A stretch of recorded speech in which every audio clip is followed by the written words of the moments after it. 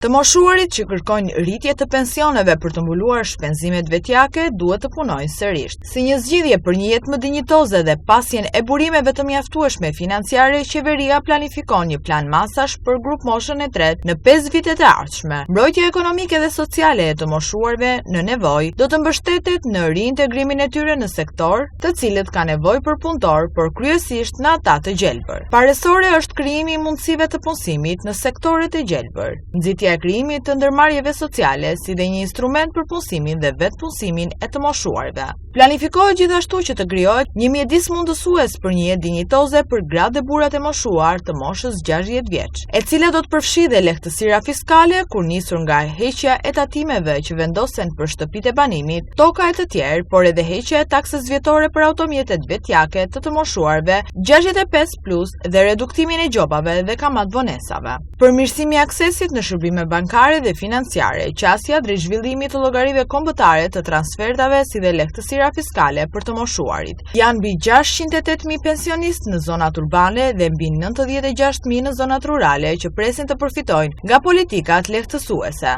Ndonse kërkesa kryesore e të moshuarve është pasja një pensioni dinjitoz, krahasuar me rajonin dhe Europën.